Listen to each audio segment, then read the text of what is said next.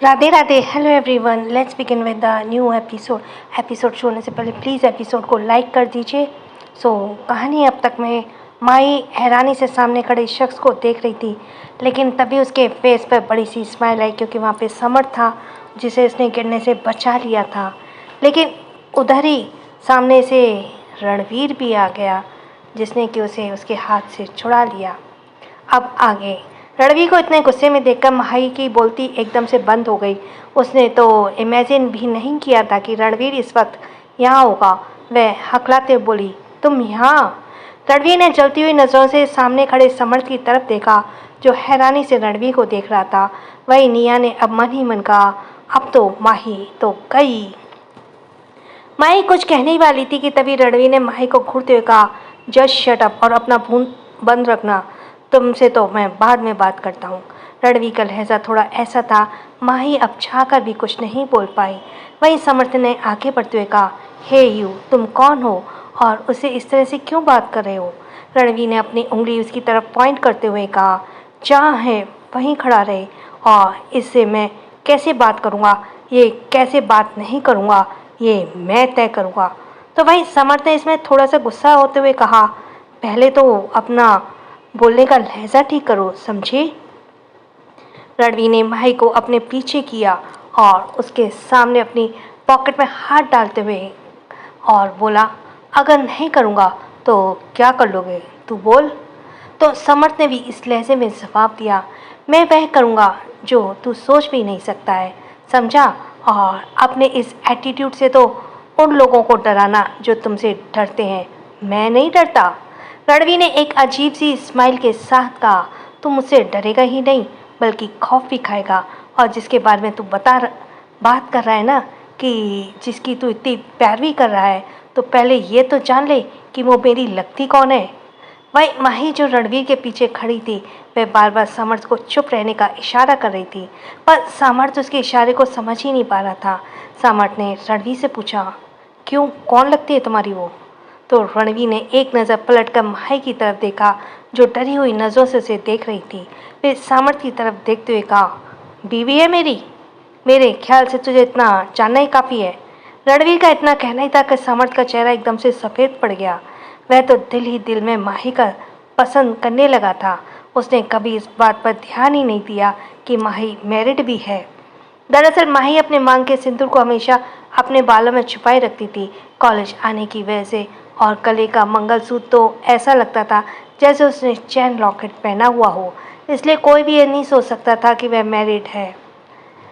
वैसे ही माई काफ़ी young age की थी और इस उम्र में लड़कियां कॉलेज जाती हैं, ना कि शादियों के बंधन में बनती हैं। तो समर्थ के तो ख्याल में भी कहीं भी नहीं आया। समर्थ ने माही की तरफ देखा जैसे पूछ रहा हो कि क्या यह इंसान सच बोल रहा है। माही ने धीरे से अपना सिर हाँ में हिला दिया। समर्थ ने अब थोड़ा नॉर्मल लहजे में बोला, देखो मुझे पता नहीं था वह तुम्हारी वाइफ है और मैंने उसे ऐसा भी कुछ बिहेव नहीं किया है कि तुम इसका इतना ज़्यादा गुस्सा कर रहे हो। तभी निया ने भी बीच बचाव करते हुए कहा, हाँ भाई ये सही कह रहे हैं, यह माही गिरने वाली थी तो बस समर्थ ने उसे बचाने के लिए ही। कहते ही निया रुक गई क्योंकि उसे रणवीर से आज भी काफ़ी डर लगता था।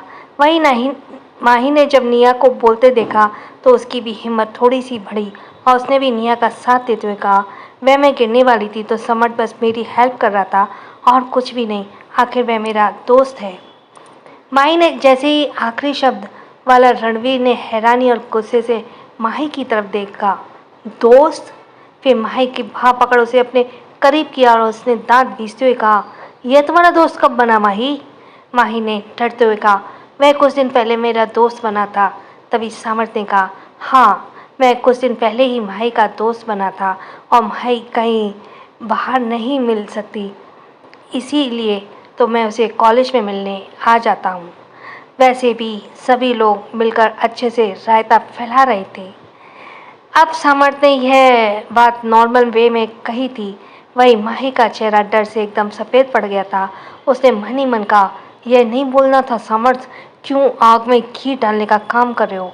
वहीं जब रणवीर को पता चला कि समर्थ माही से मिलने के लिए उसके कॉलेज भी आता रहता है, अब तो उसका गुस्सा जो कुछ देर पहले शांत हुआ था वो एकदम से ज्वालामुखी की तरह फट गया। उसने माही से कहा, लगता है तुम्हारी मेरी बात अच्छे से समझ नहीं आई थी। चलो आज अच्छे से समझा देता हूँ कि मेरी बात ना मानने के लिए नतीजा होता है क्या होता है माही।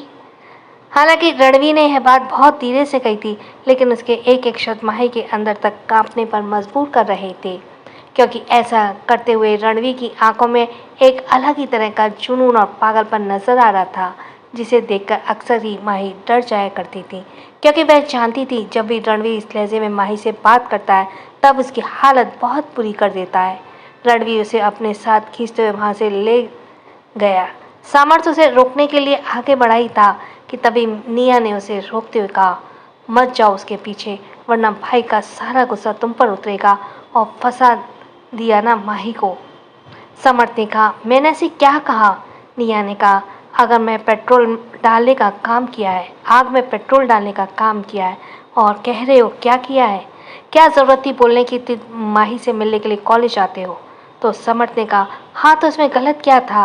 वह दोस्त है मेरी, तो दोस्त के लिए मिलने आता हूँ और तुम सबसे भी तो मिलता हूँ ना।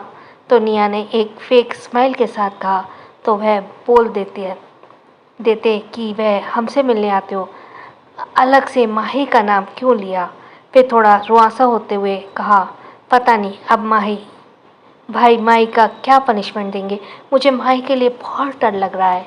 समर्थ ने कहा, ये वह उसका पति है तो उसके साथ ऐसा बिहेव कैसे कर सकता है? निया ने कहा, मेरा भाई माही से प्यार भी बहुत करते हैं, लेकिन वह उसके लिए बहुत पॉसेसिव भी है। आप समर्थ को भी रियलाइज़ हो रहा था कि उसने माही के लिए वाकई में मुसीबत खड़ी कर दी, लेकिन उसे कहीं ना कहीं अंदर से कुछ टूटता हुआ सा महसूस हो रहा था, क्योंकि वाकई में वह पहली लड़की थी जिसे देखकर समर्थ के दिल में फीलिंग्स जागी थी, और आज उसे पता चलता है वह लड़की तो पहले ही किसी और की है। उसने अपनी यहाँ से कुछ नहीं कहा और चुपचाप वहाँ से चला गया। रणवी, क्या कर रहे हो? गाड़ी धीरे चलाओ, मुझे डर लग रहा है, माही ने रोते हुए और डरी हुई आवाज़ में कहा। पर रणवी का ध्यान सामने की तरफ था और वह गुस्से से गाड़ी फुल स्पीड पर चलाई जा रहा था। कई बार तो उसकी गाड़ी दूसरी गाड़ी टकराते बची थी, जिस वजह से माही के मुंह से चीख निकल गई, प्लीज़ गाड़ी धीरे चलाओ, मुझे वाकई बहुत डर लग रहा है, प्लीज़ मेरी बात सुनो। माही रोते हुए लगभग गड़गड़ाती रही, पर रणवीर उसकी एक नहीं सुन रहा था। कुछ ही देर बाद रणवीर की गाड़ी एक विला के सामने आकर रुकी। वह रणवीर का प्राइवेट विला था। रणवीर ने अपनी सीट बेल्ट ओपन की और अपनी साइड का डोर ओपन कर माही की तरफ गया। माही इस विला में पहली बार आई थी।